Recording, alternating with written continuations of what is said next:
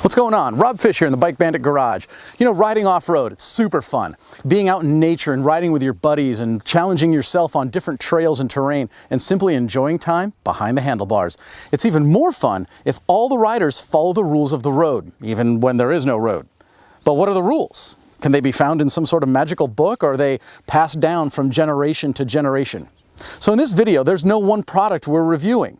Instead, well, remember, we at BikeBandit.com, we're in the fun business, and sometimes we all just need a little reminder of the basics. Join us as we look a little closer at the topic of off-road, trail manners, and etiquette.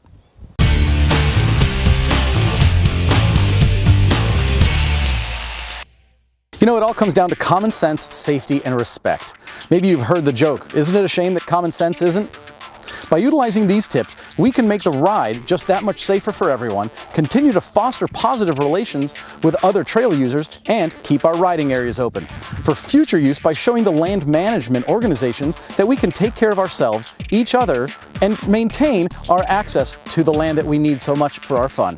Again, so much of this comes down to just those three things: common sense, safety, and respect. Now, when I say respect, I mean just good old general courtesy. Nothing fancy here. Respect for others on the trail, and not just others on motorcycles or quads, but also those in 4x4 vehicles, but just as important, hikers, mountain bikers, and perhaps the most important, those on horseback. Let's break all that down a little further, shall we?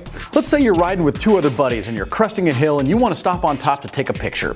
Approaching the hill standing up will let you see further ahead. When you do stop, pull to the far side of the hill so that oncoming traffic will see you too, and the guy in the back doesn't have to stop on the uphill slope. That seems like common sense, but it's often forgotten when we're actually on the trail. Let's say you're cresting that same hill, but are continuing riding instead of stopping, and you encounter another group coming the other way. An easy way to tell them how many riders are in your group is just hold up that many fingers of the riders behind you. The last rider would hold up a closed fist to show that he is the last rider. Imagine if everyone did that. Now here's where we can get some awesome points with other trail users. When you're approaching hikers, cruise by at a much slower speed. Most likely they'll hear you coming, but still, do your best to minimize noise and dust. It just ups the safety factor for all and leaves them with a good, friendly impression of us. And if you encounter a mountain biker, remember, same rules apply. Now, so far we've talked about others that can control all aspects of their adventure. When it comes to people on horseback, now you're dealing with another creature with its own sense of fear. If you come ripping around the trail and scare a horse, the rider is actually left in a very precarious situation, and there's no telling what it'll do. Best thing to do is pull over and shut off your engine, and from there, listen to the horseback rider, as they will let you know exactly what to do. I guess that brings me to the next item to consider. Remember, you're out trail riding. You're not going for podiums, you're not going for points. Keep things fun, but keep things in control and expect the unexpected.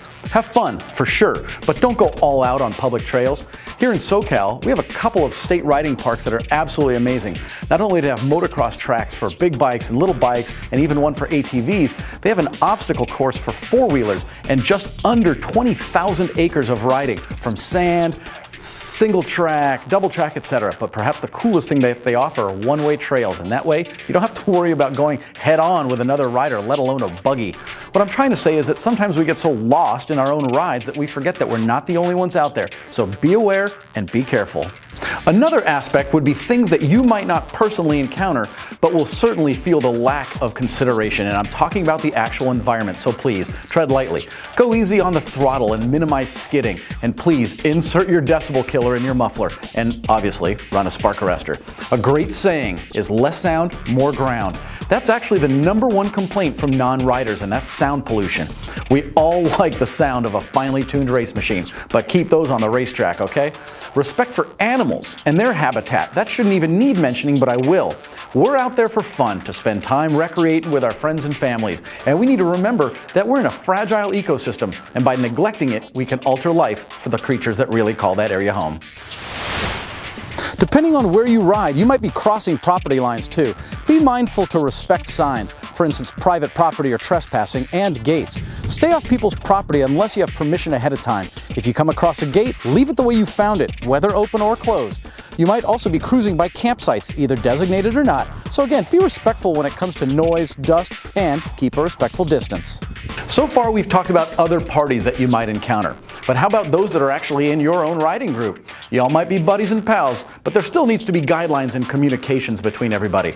Maybe there are those in your group that are more advanced than the others, so go easy on the newer riders and don't take them down trails that might be too hard for them. That's just mean. Don't make them ride over their head or keep too fast a pace. Almost cater the ride to those riders specifically.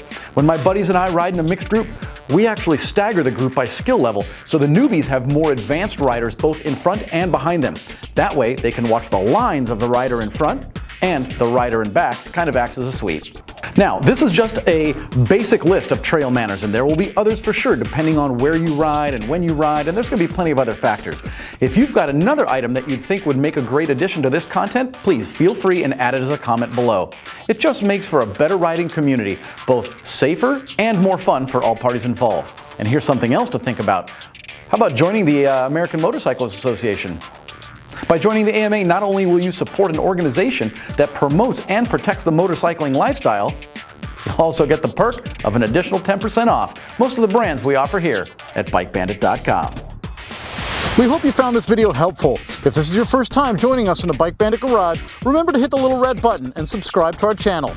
With each new video, you'll be in the loop learning more about motorcycles and ways to be a better ambassador to the sport and the lifestyle that we all love so much. Thanks again for joining us. We'll see you soon. Guess what? It's time to go riding.